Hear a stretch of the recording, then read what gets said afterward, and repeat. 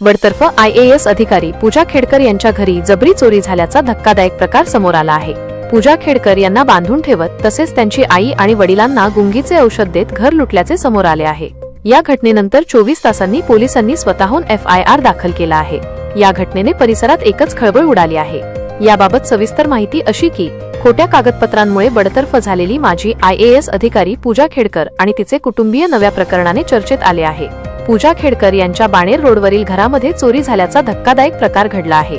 शनिवारी रात्री 7 आरोपींनी घरात घुसून पूजा खेडकर आणि त्यांच्या कुटुंबियांना डांबून ठेवत साहित्य लंपास केल्याचा आरोप करण्यात आला आहे।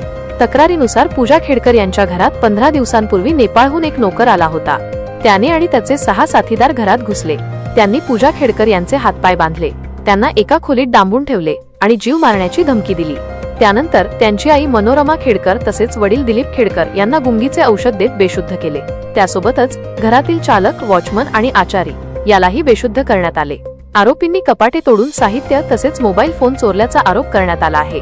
या घटनेनंतर पूजा खेडकर यांनी कशिबशी स्वतःची सुटका केली आणि चतुशृंगी पोलीस स्टेशनला फोन करत घटनेची माहिती दिली। त्यानंतर पोलिसांनी घटनास्थळी धाव घेत पाहणी केली। अखेर आता या प्रकरणात भादंबी कलम 310(2), 310(5), 316(4), 306, 127, 7, 123 आणि 351(2) अंतर्गत गुन्हा दाखल करण्यात आला आहे।